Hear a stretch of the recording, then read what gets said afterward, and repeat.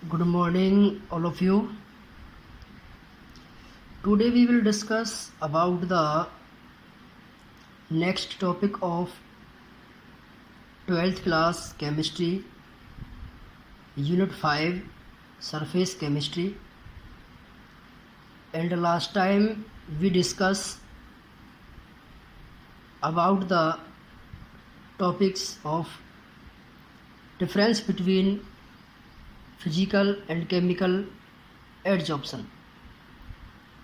Now today we will discuss about the factors affecting adsorption of gases on solids, which means आज जो हम पढ़ेंगे कि भाई एडजॉर्प्शन पर जो गैस ऑन सॉलिड्स का जो फैक्टर्स होते हैं अफेक्टिंग के, कौन कौन से फैक्टर्स अफेक्ट करते हैं उनके बारे में आज हम रीड करेंगे।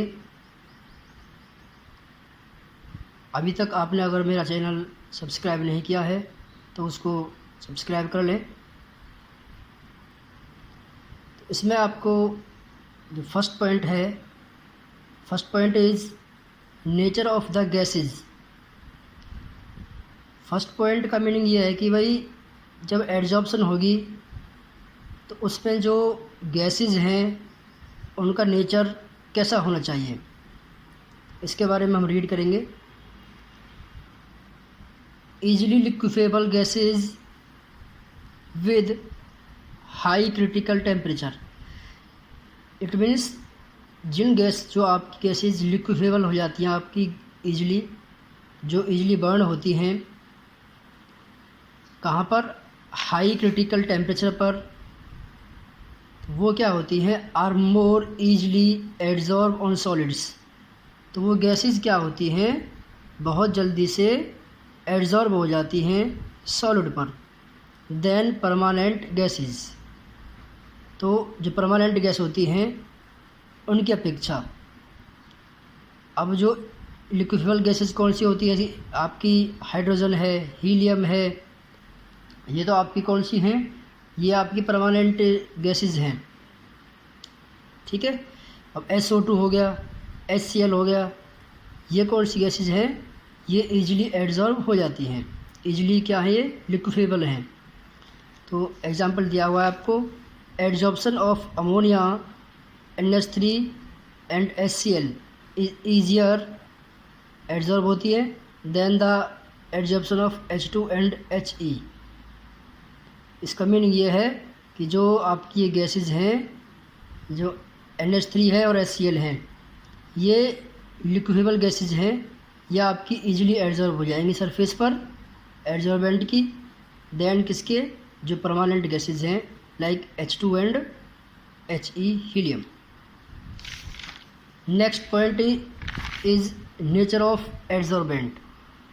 अब जो हमारा नेक्स्ट पॉइंट है कि एड्जॉर्बेंट का जो नेचर है वो कैसा होना चाहिए, तो उसके ऊपर भी डिपेंड करेगा। Solids like charcoal, silica gel, aluminium gel, clay and metals वहाँ पे कौन कौन से होंगे, such as palladium, platinum and nickel etcetera are good adsorbent.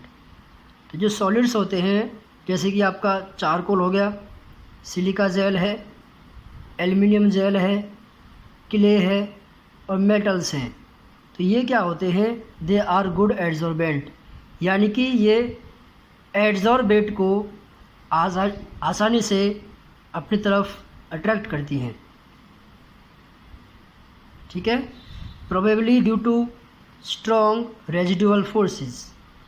किसके कारण, एक रेजिडुअल फोर्स होता है उसके बीच में, उसके कारण ये अट्रैक्ट कर लेती हैं एड्जॉर्बेट को। तो ये डिपेंड करता है एड्जॉर्बेंट के ऊपर कि भाई नेचर क्या है एड्जॉर्बेंट का। अगर इस टाइप के आपके सॉलिड्स होगा एड्जॉर्बेंट तो वो क्या होता है, they are good adsorber. Understand. And then third point is specific area. अब ये एरिया के ऊपर डिपेंड करेगा कि आपका अगर एरिया कम है तो क्या होगा, अगर एरिया ज़्यादा है तो क्या होगा। जो सरफेस एरिया है, अब देखो एक तो पाउडर फॉर्म में जो आपके पास होगा उसका सरफेस एरिया ज़्यादा होता है, अंडरस्टैंड। तो यहाँ पर जो एरिया का मीनिंग क्या है, area on the surface of adsorbent available for adsorption. तो एडजॉर्बेंट पर जो एरिया एडजॉर्प्शन के लिए अवेलेबल होता है उसको हम कहते हैं स्पेसिफिक सरफेस एरिया, ठीक है। तो इसमें क्या होगा, अगर आपका ज़्यादा स्पेसिफिक एरिया है तो greater is the extent of adsorption, तो जो एडजॉर्प्शन है आपकी वो ज़्यादा होगी। जैसे कि मैंने आपसे कहा कि अगर आपके पास एडजॉर्बेंट पाउडर फॉर्म में है तो वहाँ पे एडजॉर्प्शन ज़्यादा होगी। फॉर एग्ज़ाम्पल सिलिका जेल है तो वो क्या है, गुड एडजॉर्बर होता है, गुड एडजॉर्बेंट है। अब जो मोस्टली आपके एडजॉर्बेंट होते हैं वो पाउडर फॉर्म में मिलते हैं, तो उससे क्या है, वो इंक्रीज देयर स्पेसिफिक एरिया, उससे जो उनका स्पेसिफिक एरिया है वो एडजॉर्प्शन को इंक्रीज करता है, understand. And then fourth point is pressure. Pressure का क्या इफ़ेक्ट है, क्या फैक्टर है इसमें, adsorption of gases on solids increase with increase in pressure of the gas. अगर हम प्रेशर इंक्रीज करते हैं गैस का तो वहाँ पे क्या होगा कि जो एडजॉर्प्शन होगी गैसेज की सॉलिड्स के ऊपर वो बढ़ती है, ठीक है। तो ये कुछ फैक्टर्स थे आपके जो कि अफेक्ट करते हैं adsorption of gas on solids, ठीक है। Now we are going to discuss the next topic, adsorption isotherm. तो जो एडजॉर्प्शन आइसोथर्म है, पहले तो आप इसका मीनिंग समझ लें। आइसोथर्म का मीनिंग क्या होता है कि टेम्परेचर रिमेन्स कांस्टेंट। तो इसको फ्रेंडलिच ने डिस्कवर किया था, तो इसलिए हम इसको बोलते हैं फ्रेंडलिच एडजॉर्प्शन आइसोथर्म। अब उन्होंने क्या बताया था कि जो आपका एक्सटेंट ऑफ एडजॉर्प्शन है, उन्होंने एक हमको रिलेशन दिया था किसके बीच में, x/m और प्रेशर ऑफ द गैस के बीच में एट कांस्टेंट टेम्परेचर पर, और उसी को हम क्या कहते हैं, उसी को हम कहते हैं एडजॉर्प्शन आइसोथर्म। तो उन्होंने एक ग्राफ यहाँ पर प्लॉट किया था किस किस के बीच में, x/m और प्रेशर के बीच में, ठीक है। तो जो इस ग्राफ में क्या होता है कि इधर तो आपका क्या है, x/m एक्सटेंट ऑफ एडजॉर्प्शन है, और इधर क्या है, प्रेशर। यहाँ पे जो टेम्परेचर है वो आपका रिमेन्स कांस्टेंट रहेगा। तो इसमें जो ग्राफ आता है आपका वो ऐसे पहले तो इंक्रीज़ करता है, फिर यहाँ पे थोड़ा सा इंटरमीडिएट में कांस्टेंट होके फिर यहाँ पे हाई प्रेशर पर ये कांस्टेंट हो जाता है, ठीक है। तो इसमें मैंने इंडिकेट किया है ये A, तो ये किसके लिए है, लो प्रेशर पर। तो यहाँ पे जो स्मॉल कंडीशन आती है इंटरमीडिएट प्रेशर पर, वो B पार्ट लिया है मैंने। और कुछ टाइम के बाद इसमें क्या होगा, जो एडजॉर्प्शन होगी वो आपकी कांस्टेंट हो जाती है एट हाई प्रेशर पर, अंडरस्टैंड। तो इसमें जो x/m क्या है, वो एक्सटेंट ऑफ एडजॉर्प्शन है, और इसमें जो x है वो अमाउंट ऑफ द गैस होता है, और m क्या है कि जो how much mass of adsorbent. तो x/m क्या हो गया, क्वांटिटी ऑफ गैस एडजॉर्ब, कि आपकी कितनी अमाउंट गैस की एडजॉर्ब होती है on the surface of adsorbent by unit mass of adsorbent, understand. तो इसको डिस्कवर किया था फ्रेंडलिच ने, इसलिए बोलते हैं इसको हम क्या, फ्रेंडलिच एडजॉर्प्शन या फ्रेंडलिच एडजॉर्प्शन आइसोथर्म। अब इन्होंने बेसिकली क्या किया था कि जो लो प्रेशर है और जो इंटरमीडिएट प्रेशर है और हाई प्रेशर है, यहाँ पर जो अमाउंट ऑफ गैस एडजॉर्ब होती है, पहले मैं आपसे ये कह दूँ कि यहाँ पर जो सैचुरेशन प्रेशर बनता है ये क्या होता है। ये क्या है आपका, the pressure above which x upon m extent of adsorption remains constant. यानी कि जो एक्स अपॉन वो प्रेशर अबव विच, जिसके ऊपर क्या है, जिसके बाद एक्स अपॉन एम जो है वो कांस्टेंट हो जाता है, उसको बोलते हैं हम सैचुरेशन प्रेशर। तो इन्होंने क्या किया, बेसिकली एक ग्राफ प्लॉट किया एट लो प्रेशर पर। जो लो प्रेशर है तो वहाँ पे क्या होगा, x upon m is directly proportional to pressure P. तो यहाँ पे क्या आएगा, जो प्रेशर के ऊपर डिपेंड करेगा ये एट लो प्रेशर पर, क्योंकि वहीं से आपकी वैल्यू ये इंक्रीज़ करती है, देन आपकी कांस्टेंट हो जाती है एट हाई प्रेशर पर। तो इसके ऊपर डिपेंड करेगा अमाउंट ऑफ गैस एडजॉर्ब। तो K इंटू पी की पावर 1 हो गया आपका, इसको हमने कह दिया इक्वेशन फर्स्ट। और K क्या है यहाँ पर, K is constant of proportionality. Next at high pressure पे क्या होगा, हाई प्रेशर पर जो प्रेशर के ऊपर डिपेंड नहीं करेगा वहाँ पे कांस्टेंट हो जाएगा ये प्रेशर आपका। यहाँ पर जैसे ही ये आपका हाई प्रेशर जाएगा तो इसके ऊपर कि जो प्रेशर है आपका, एक आपकी स्टेज ऐसी आएगी जहाँ पर जो अमाउंट ऑफ गैस एब्जॉर्ब हो रही है वो कांस्टेंट हो जाएगी, वो इंक्रीज या डिक्रीज कुछ भी नहीं करेगी। तो इसमें क्या है, एट हाई प्रेशर पर जो प्रेशर के ऊपर डिपेंड नहीं करेगा, यानी कि P की पावर आपका 0 हो गया। तो P की पावर 0, किसी की पावर 0 होने का मीनिंग क्या है, 1। यहाँ आपके पास क्या बच गया, x upon m equal to k. तो यहाँ पर के क्या है, कांस्टेंट, यानी कि जो अमाउंट ऑफ गैस एब्जॉर्ब है एट हाई प्रेशर पर वो कांस्टेंट हो गया आपका, जो ग्राफ में आपको दिखाया गया था। अब इसमें क्या है कि जो एक्स अपॉन जो एम है एट इंटरमीडिएट प्रेशर पर, वो डिपेंड करेगा ऐसे, x upon m is directly proportional to the P raise to power 1 upon n. अब यहाँ पर जो पावर है P की, power of P lies between 0 to 1। जो P की पावर है ये 1 अपॉन एन, ये डिपेंड करेगा किसके ऊपर, 0 और 1 के बीच में लाई करेगा।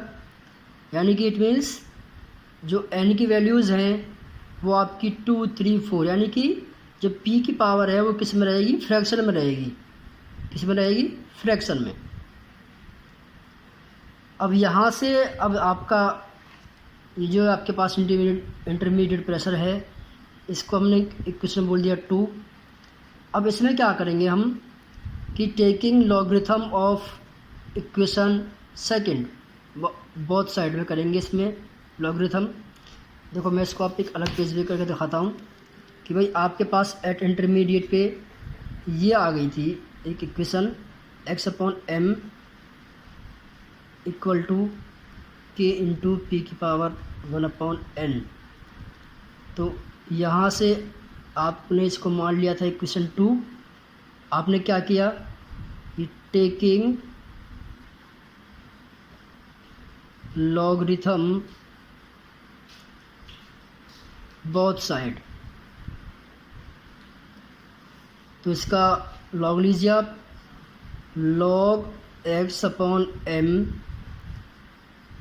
Equal to log k into P की पावर 1 अपॉन एन।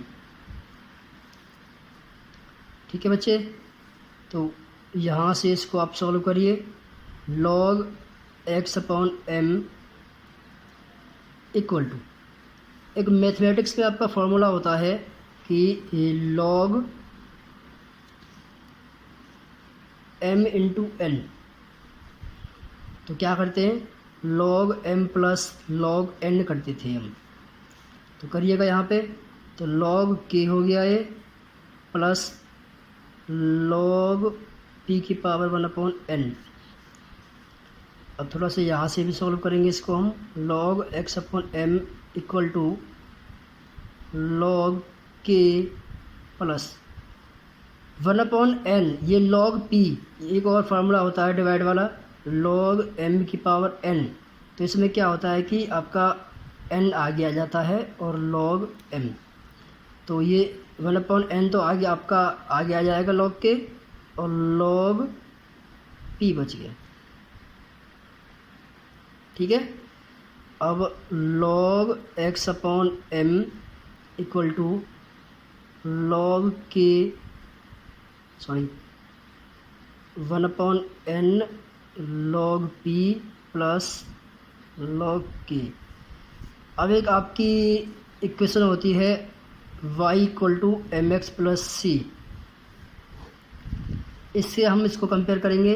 y आपका ये है, m इसको है आपका 1/m है, 1/n है, तो m क्या होता है इसमें, स्लोप होता है,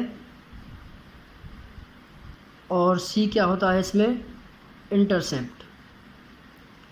तो अब हम क्या करेंगे इसमें, log x अपॉन m और इसमें log k के बीच में हम ग्राफ प्लॉट करेंगे, log p के बीच में हम ग्राफ, log k तो क्या है इसमें इंटरसेप्ट है, और log p क्या है आपका, तो log x अपॉन m और log p के बीच में हम इसमें ग्राफ ड्रॉ करेंगे। तो इसमें क्या होता है आपका, इसमें स्ट्रेट लाइन आती है, क्या आती है, स्ट्रेट लाइन।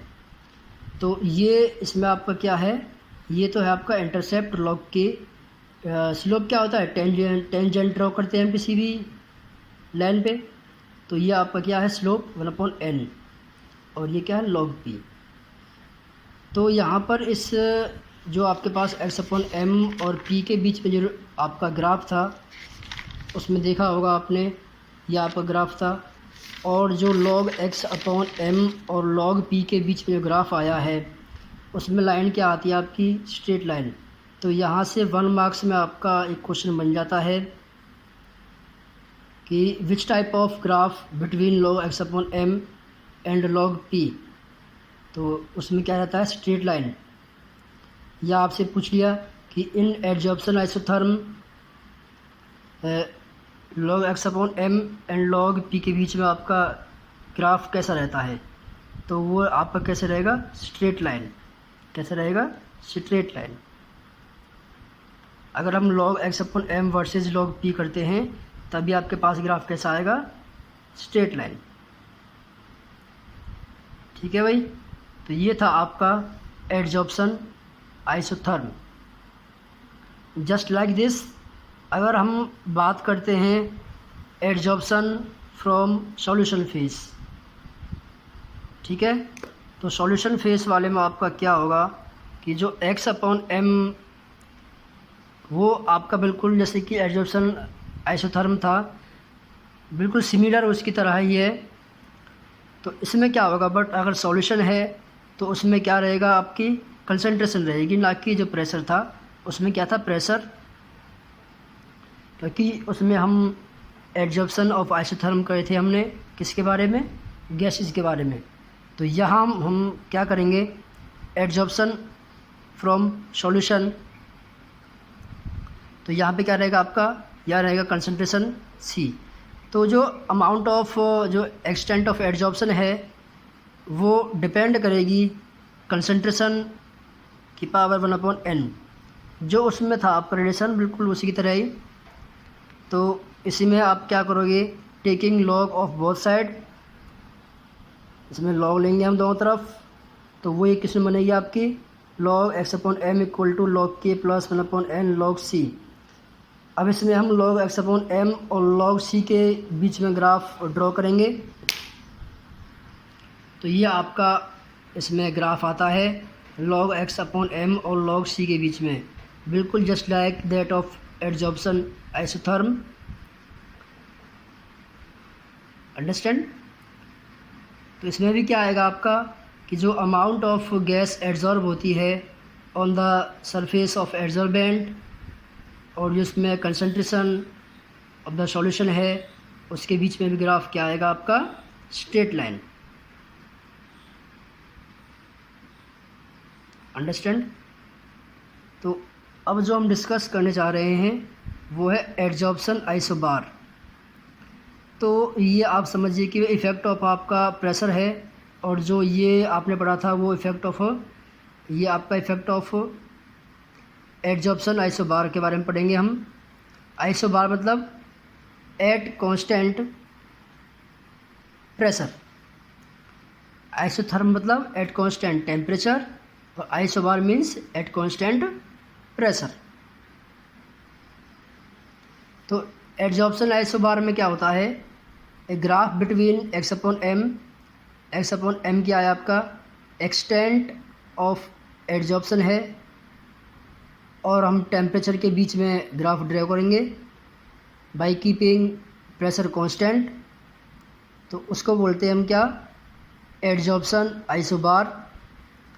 अब इसमें क्या है कि जो आपने स्टार्टिंग में पढ़ा होगा कि फिजिकल एडजॉर्प्शन और केमिकल एडजॉर्प्शन। फिजिकल एडजॉर्प्शन में क्या था, फिजिकल एडजॉर्प्शन में एडजॉर्बेट और एडजॉर्बेंट के बीच में आपका weak van der Waals force of attraction था, और जो केमिकल एडजॉर्प्शन था उसमें जो एडजॉर्बेट और एडजॉर्बेंट था उसके बीच में स्ट्रॉन्ग केमिकल अट्रैक्शन थी। तो अब इसमें हम देखेंगे कि फिजिकल एडजॉर्प्शन में आपका क्या इफ़ेक्ट होता है इसका। तो एक्स अपॉन एम जो एक्सटेंट ऑफ एडजॉर्प्शन है आपकी, एक्स अपॉन एम डिक्रीज़ करता है विद इंक्रीज़ इन टेम्परेचर। जैसे ही हम टेम्परेचर को बढ़ाएंगे तो जो अमाउंट ऑफ या एक्सटेंट ऑफ एडजॉर्प्शन है वो आपका डिक्रीज़ करता है। क्यों करता है, because weak van der Waals forces are removed. क्योंकि जैसे ही थोड़ा सा हमने टेम्परेचर इंक्रीज़ किया तो जो weak van der Waals forces हैं वो आपके रिमूव हो जाएंगी, वहाँ से वो टूट जाएंगी। ठीक है, इसलिए क्या होगा, फिजिकल एडजॉर्प्शन में जो एक्सटेंट ऑफ एडजॉर्प्शन है वो डिक्रीज़ करती है increase in temperature due to the weak van der Waals forces. अब केमिकल एडजॉर्प्शन में क्या होगा, in chemical adsorption extent of adsorption first increase, पहले तो आपका इंक्रीज करता है with increase in temperature and then decrease. यह आपका बहुत ही इम्पोर्टेंट आपका एक पॉइंट है कि भाई अगर आपसे पूछे कि भाई इफ़ेक्ट ऑफ टेम्परेचर क्या है ऑन फिजिकल और केमिकल एडजॉर्प्शन, तो उस पॉइंट में भी आप इसको राइट कर सकते हो। तो इसमें क्या होगा कि जो एक्स अपॉन एम है आपका एक्सटेंट ऑफ एडजॉर्प्शन, वो पहले तो इंक्रीज़ करती है और बाद में क्या करती है, डिक्रीज़।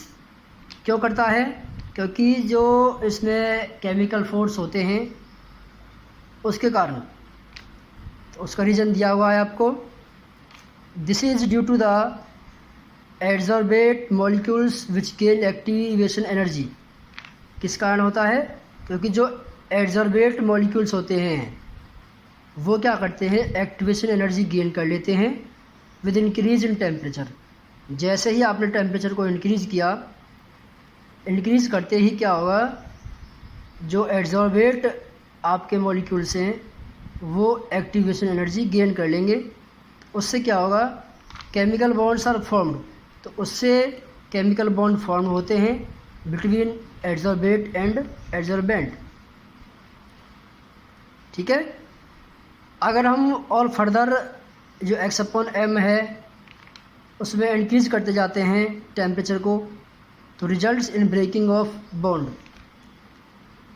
तो पहले तो इसमें क्या हुआ, जैसे हमने टेम्परेचर इंक्रीज़ किया तो जो एडजॉर्बेट है वो आपका एक्टिवेशन एनर्जी इंक्रीज़ कर लेगा, तो उससे वो केमिकल बॉन्ड बनाएगा एडजॉर्बेट और एडजॉर्बेंट के बीच में। बट अगर हम फर्दर टेम्परेचर को इंक्रीज़ करते रहें तो क्या होगा, उससे जो केमिकल बॉन्ड है वो आपका टूट जाएगा, और जो अमाउंट ऑफ या एक्सटेंट ऑफ एडजॉर्प्शन है वो आपकी डिक्रीज़ हो जाएगी। तो ये आपका एक ग्राफ था कि भाई x upon m versus temperature in chemical adsorption. तो पहले तो इसमें क्या करता है, जो x/m है वो इंक्रीज़ करता है एंड देन डिक्रीज़ करता है।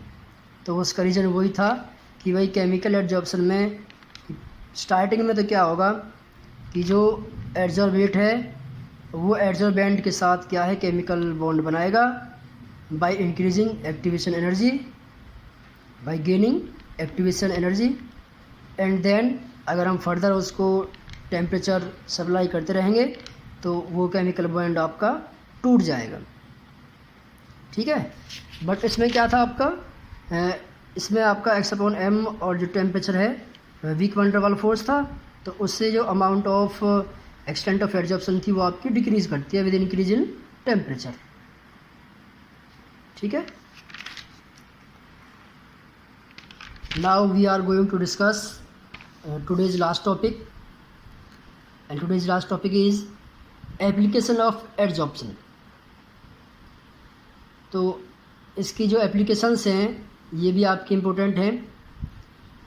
एप्लीकेशंस क्या हैं आपकी, first point is in gas mask, कि जो गैस मास्क में इसका हम क्या यूज़ है, क्या एप्लीकेशन है इसकी, तो वो क्या है कि certain adsorbents are activated, certain जो आपके एडजॉर्बेंट्स है लाइक आपका एक्टिवेटेड चारकोल है, are use to remove poisonous gases.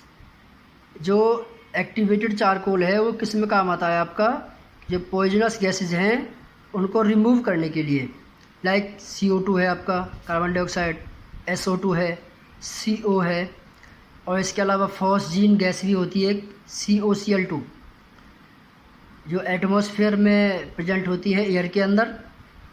तो उससे क्या होगा, इसलिए हम क्या करते हैं, जो पॉइजनस गैसेस हैं उनको रिमूव करने का काम करते हैं ये। So activated charcoal is used in gas mask, किस में करते हैं इसका यूज़ हम, गैस मास्क बनाने में। यानी कि जो आपके हार्मफुल गैसेस हैं एटमॉस्फेयर के अंदर, जो मास्क हम बनाएंगे वो क्या करेगा, उसमें मास्क के अंदर एक एक्टिवेटेड चारकोल लगा होगा, तो जो एक्टिवेटेड चारकोल की सरफेस है उसके ऊपर आकर जो गैसेस हैं वो एड्जॉर्ब हो जाएंगी और फिर उनको वो रिमूव कर देता है। ठीक है, तो इसका ये यूज़ था गैस मास्क में। And the second point is in dyeing, dyeing का मतलब क्या होता है, कलर करना। अब जो कुछ आपके मॉर्डेंट्स, जो मेटल आयंस होते हैं, मॉर्डेंट मतलब metal ion, like alums, alums क्या होती है, फिटकरी, are used in dyeing of clothes. इसका यूज़ कहाँ पे करते हैं हम, डाइंग ऑफ क्लोथ्स। क्यों करते हैं, अगर इसका यूज़ नहीं करेंगे हम तो dye will not stick to the cloth, dye will not stick to the clothes, जो डाई है वो इसके ऊपर नहीं चिपक पाएगी। ठीक है, तो अगर ये यूज़ करेंगे हम, फिटकरी वगैरह कुछ मॉर्डेंट्स होते हैं, अगर वो यूज़ करते हैं तो उससे क्या है कि जो डाई है वो आपकी अच्छे से हो पाती है क्लॉथ के ऊपर। And the next point is in removing humidity, जो एटमॉस्फेयर के अंदर नमी होती है उसको रिमूव करने के लिए भी इसका यूज़ करते हैं हम, किसका, एडजॉर्प्शन का। तो इसमें आपका लाइक सिलिका जेल है, सिलिका जेल तो आपका बहुत ही अच्छा एडजॉर्बर है। तो silica gel is use to remove humidity of moisture from atmospheric air. जो सिलिका जेल है वो क्या करता है कि जो नमी होती है मॉइस्चर के अंदर, जो ह्यूमिडिटी है उसको वातावरण के अंदर से उसको रिमूव कर देता है सिलिका जेल।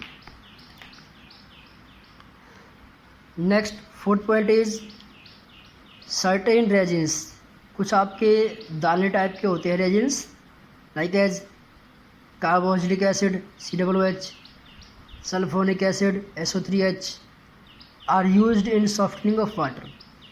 किस में काम आते हैं ये, सॉफ्टनिंग ऑफ वाटर, वाटर को सॉफ्ट करने में काम आते हैं। ठीक है, and the fifth point is in medicines. Medicines में इसका यूज़ कहाँ पे करते हैं हम? Certain medicines are absorb by body, कि कुछ जो मेडिसन्स होती हैं वो एब्जॉर्ब कर ली जाती है हमारे बॉडी के through, so that these can cure disease in body. उससे क्या है कि वो हमारे जो बॉडी में जो डिजीज़ होती है, बीमारियां होती हैं, उनका इलाज कर पाती हैं। Also some drugs absorb the germs. इसके अलावा क्या है, जो कुछ ड्रग्स होती हैं वो एब्जॉर्ब करती हैं जर्म्स को और इवन उनको किल कर देती हैं और बीमारियों से हमको बचाती हैं।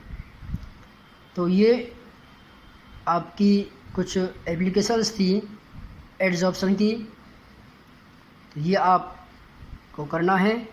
तो यही आज का हमारा लास्ट टॉपिक था। Thank you for watching my video.